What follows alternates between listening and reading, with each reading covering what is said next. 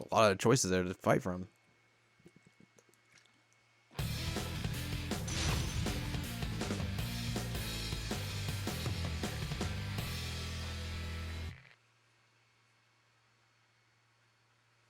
Final.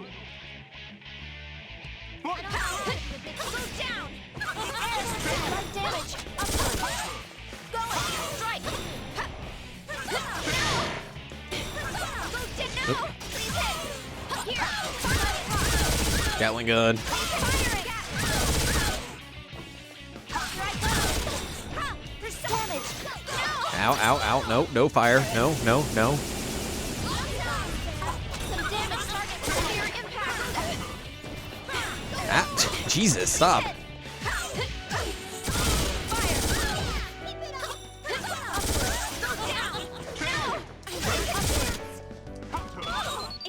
They'll just put a mine on you. I failed. I failed. I failed.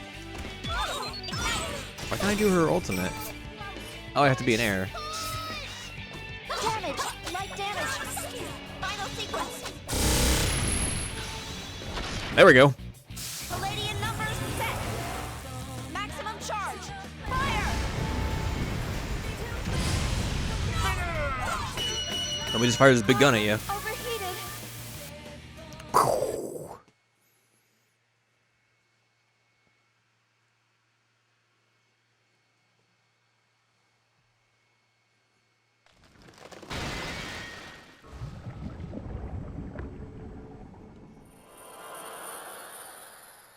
We don't even give the fallen shadow a second glance as we rush to where Mitsuru-san is hanging on the cross.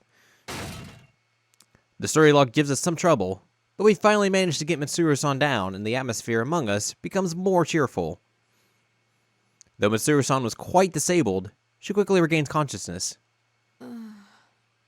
Labris. Everyone. Mitsuru-san looks relieved for a moment after seeing our faces, but she seems to have quickly reached an understanding. Her expression quickly turns meek as she apologizes to us. I'm sorry.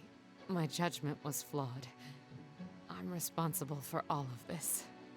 Geez, there you go again with that stuff. Still, I'm really glad you're okay. Thank you. It's all thanks to you. Oh, Fuka's safe too. She's headed this way from somewhere else right now, though. I see you managed to find Yukari-san, Junpei-san. Hey, Ken? Man, you've grown. I mean, of course I did. It's all going according to plan. But I heard that you fell asleep on your train and ended up here by accident. You never change, do you? It seems that the auxiliary staff, like Hikari-san, haven't seen Mitsuru-san and Akihiko-san in a while, so they have sentimental expressions as they greet each other. The stiff look on Mitsuru-san's face slowly begins to melt away. I was worried about Yukun and his friends after they were hurt, but they seem to be recovering as well. I'm so glad. Yukun and the others approached me. Labris! I'm so glad you came. I thought we were done for. I thought you turned into your shadow for a moment back there. What was that all about? I don't know, but I guess my shadow's been within me all this time, watching everything I've seen.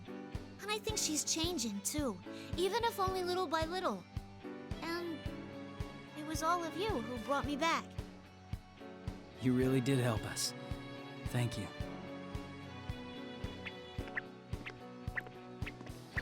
As I'm conversing with everyone from Inaba, I hear some distinctive footsteps.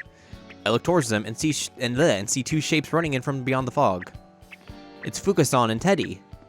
It'll be reassuring to have Fuka-san with us, since she's great at supporting us with new information. I bet Teddy will help us too, saying things like how he's my knight. I can't help but smile when I hear their voices calling to me. Lamichan! Thank goodness! I was so worried about you! Labris, you came to save us, right? Thank you. Whoa, he really is a talking costume. You're not General Teddy, right? Of course I'm not! Look at my fur! It's completely different! It's 100% genuine teddy fur! Koromaru-san says that his is 100% genuine dog fur. Well, yeah. I mean, he's a dog. Hey, what kind of fur is your coat made of, Mitsuru-san? This? Kikuno bought this coat, so... No, let us save the discussion of fur for later. Mitsuru-san walks towards Yukun and his friends. Seeing the leaders of the Shadow Operatives and the investigation team together, like this makes me proud. These two people saved me, and gave me a place to belong. I want to fight for these people, and that will help me get stronger. Having friends and comrades is truly wonderful. That's what I think. Narukami, I must thank you.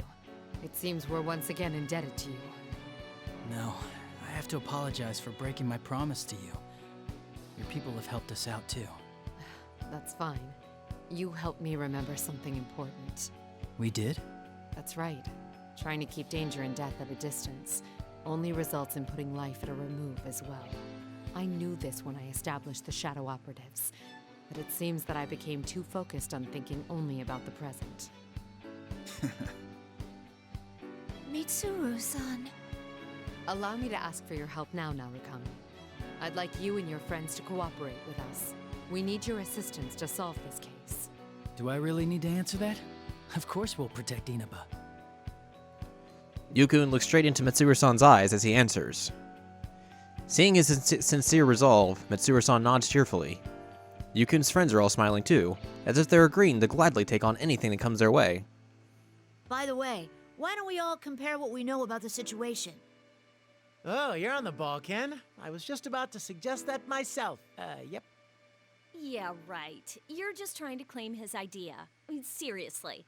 How lame do you have to be to try and steal credit from someone so much younger?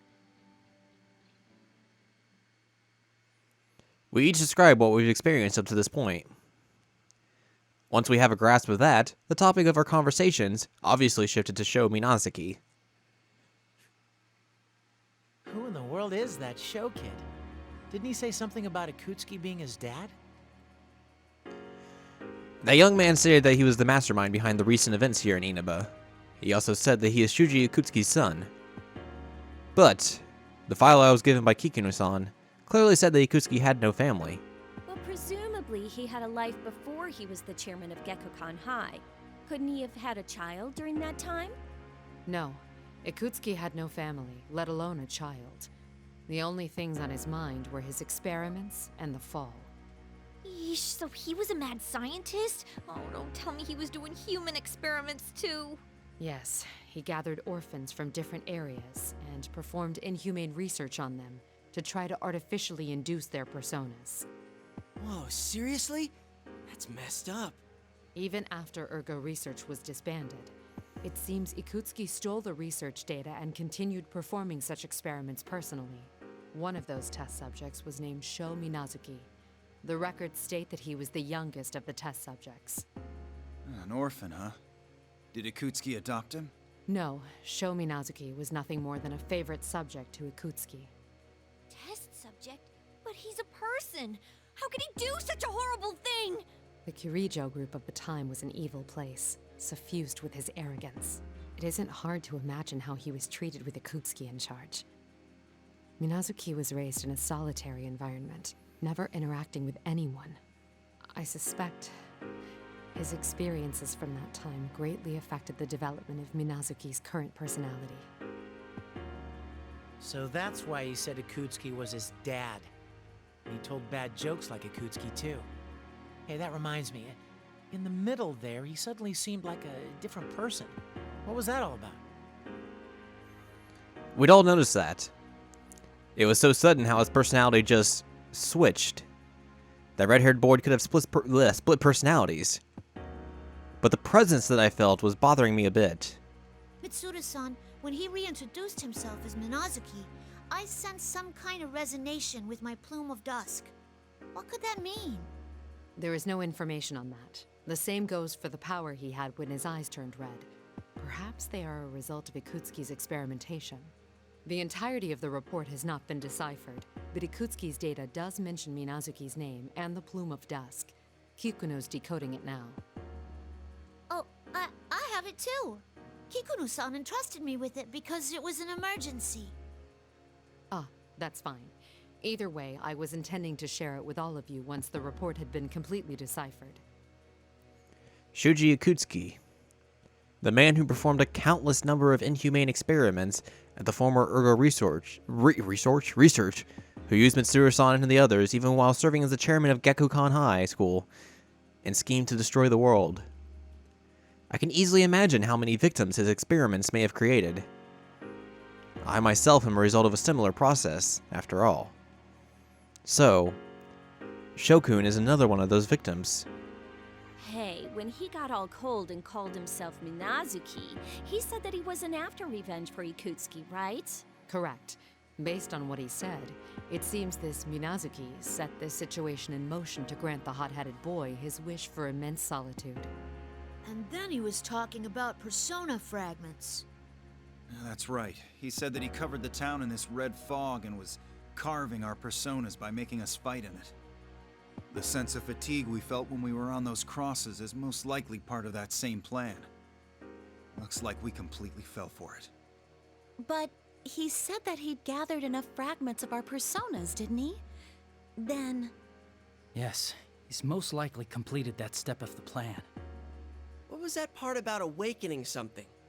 I mean, I can guess that it's going to be pretty dangerous, but what's he trying to call down?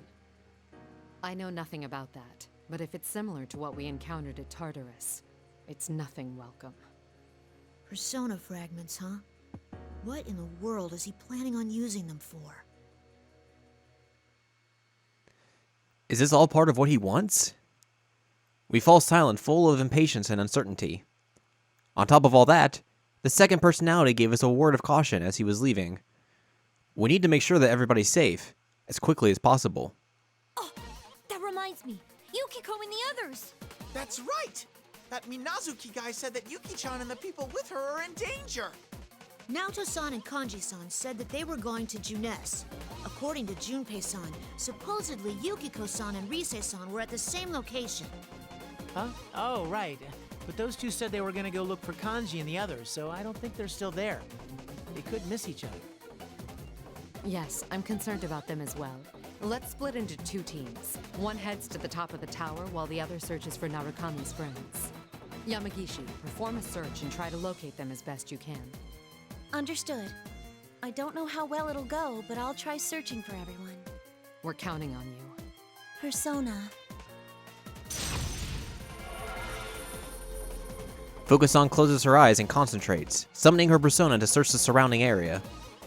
Then again, this red fog seems to be able to block the search abilities a little bit, like making Teddy sneeze when he tried to use his keen nose, so there's no knowing how well this will go. There's so much interference. The fog might be getting thicker. Oh! I have 2 readings near Junes. That may be Kanji-kun and Naoto-kun. They seem to be moving towards Junes. And I found another 2 readings in town on the move together. Do you think that's Yukiko and Rise? Oh, I'm so worried. Oh, what the? The entire room shudders immensely, and the building creaks. The one calling himself Minazuki is undoubtedly close to accomplishing his goal, whatever it is. There isn't much time left for us. We must hurry. Yukari, Iori, Amada, and Koromaru, you're the least wounded. You pursue Minazuki. Right.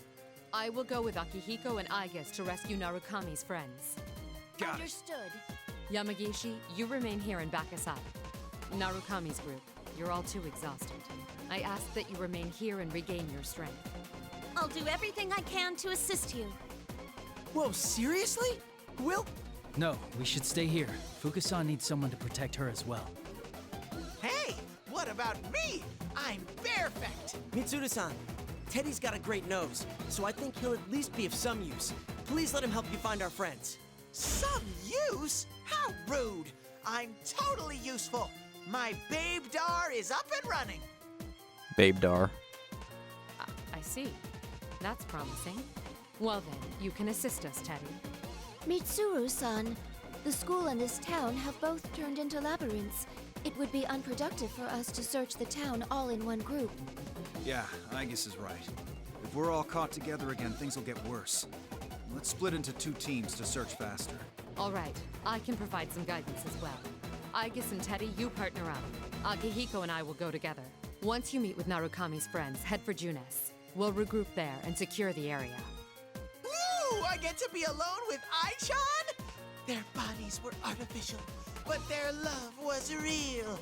Okay, I'm in. Oh, Teddy. I can tell that Mitsuru-san's leadership and quick decision-making have given everyone's morale a boost.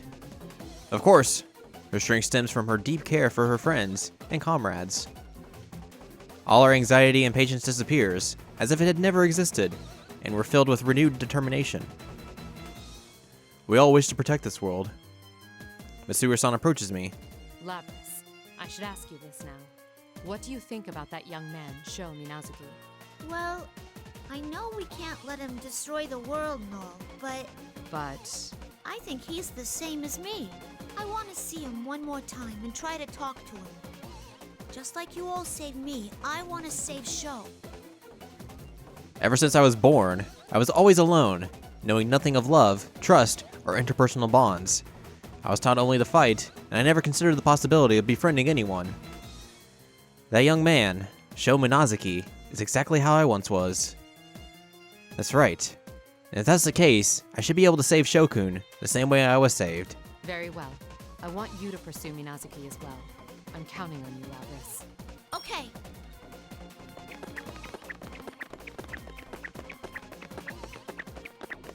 With each of us given a duty to perform, we promise to reunite once the case has been solved and rush from the room. The occasional tremors causing the building to rumble ominously are becoming more and more frequent, as if giving us an audible countdown to the end of the world.